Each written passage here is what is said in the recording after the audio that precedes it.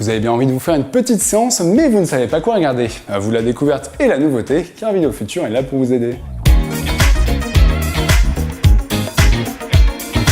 Salut à tous et bienvenue dans le journal des sorties Vidéo Futur, grâce auquel vous allez trouver votre bonheur. Au programme cette semaine, une famille procédurière, des Vikings, Top Gun comme vous ne l'avez jamais vu, et le plus célèbre des Hugues. Et on commence cette semaine avec un duel de Robert, puisqu'à ma gauche on trouve Robert Downey Jr. en avocat impulsif, et à ma droite, Robert Duvall, en ancien juge accusé d'avoir assassiné sa femme. Ça s'appelle Le Juge, et on y suit donc un père et son fils qui se détestent, et qui vont devoir s'allier pour laver l'honneur familial et la mémoire de la défunte. T'es avocat, c'est ton père, Henri. Si tu pars maintenant, tu le regretteras. Vous êtes du toc plaqué or, monsieur Palmer. Je vais empaler votre client sur une inculpation d'homicide volontaire. Et vous serez aux premières loges. Mon père a pas mal de défauts, mais ce n'est pas un meurtrier. Bien que le film soit d'un grand classicisme, il fait pourtant preuve d'une honnêteté de tous les instants, porté par un impressionnant duo principal qui croisera notamment la route du tout aussi impeccable Billy Bob Thornton. Si vous préférez régler les conflits sans passer par la case judiciaire, il fut une époque où on se prenait moins la tête, mais où on choisissait plutôt de les fracasser les têtes.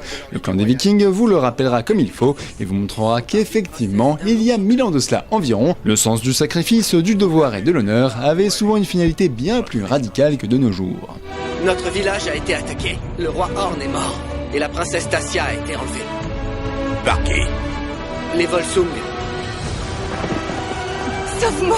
Cela dit, il y a toujours certains points de notre belle planète où même à notre époque on ne peut pas tout régler par la diplomatie, et c'est dans ces moments-là qu'on envoie l'élite. En ce qui nous concerne avec Hot Shots, c'est plutôt l'élite du rire, puisqu'il s'agit là d'un des monuments de l'humour zaz, dans une parodie de Top Gun et de plusieurs classiques des années 70 et 80. Vous y apprendrez notamment que la cuisine est un excellent préliminaire, ou que l'armée peut être dirigée par des hommes un peu paumés. Alors oui, ça ne vole pas haut, mais c'est précisément pour ça que c'est bien. Je peux pas contrôler.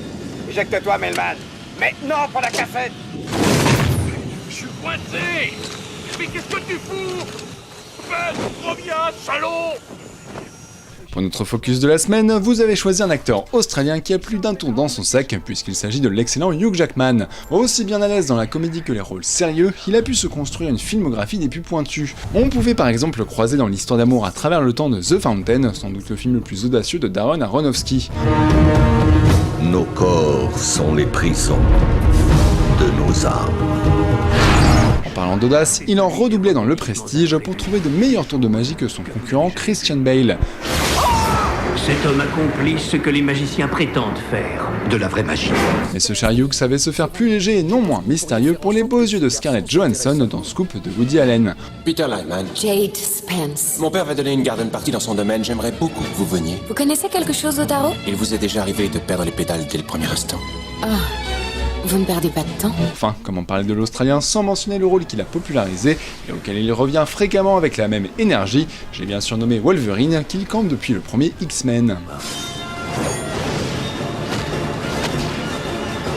Ainsi, l'un des papes des super-héros au cinéma est capable de faire bien plus que de montrer les griffes, et son charisme est tel qu'on le suit aisément dans chacun de ses rôles. Dans le fond, on va pas se le cacher, on adore tous les comédies romantiques. Le seul souci, c'est que le genre est tellement exploité et balisé depuis des lustres qu'il est rare d'en trouver une qui fasse encore son petit effet. Rare, mais pas impossible, comme le prouve et beaucoup plus si affinité notre coup de cœur de la semaine.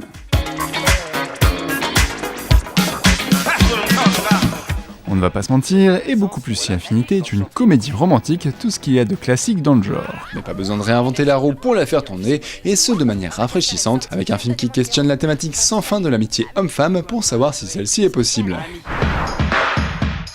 Dans les contes de fées, l'amour t'incite à être plus noble, plus courageux, alors que dans la vraie vie, l'amour est un prétexte pour réveiller tes instincts égoïstes. J'arrive pas à savoir si tu dis ça par cynisme ou tout simplement parce que tu es un gros psychopathe obsédé par le romantisme. Parce que pour une fois, c'est le garçon qui a le coup de foudre en premier, parce que pour une fois, les acteurs ne sont pas des canons de beauté et ont des petits défauts qui les rendent attachants, et parce que pour une fois, les personnages sont un peu maladroits, avec des dialogues qui tournent à vide ou sur des détails anodins, ce petit film tourné entre Toronto et Dublin respire une authenticité qui fait plaisir à voir. Mais le plus important au final, c'est de voir comment la simplicité désarmante dont il fait preuve balaie d'un revers de la main tout cynisme et fait chaud au cœur. Parce que oui, il n'y a pas à dire, c'est beau l'amour. C'est très facile de parler d'amour avec cynisme tant qu'on n'a pas connu le coup de foudre. Si vous avez de la chance, ça n'arrive qu'une fois dans une vie. Voilà, le journal des sorties vidéo futures, c'est fini pour cette semaine, et si vous en voulez encore, on vous conseille de jeter un œil à la Paramount Channel, qui fait un mois 100% magie. N'hésitez pas à donner votre avis sur les séries ou les films grâce à notre page Facebook, et on se retrouve très bientôt pour de nouvelles aventures.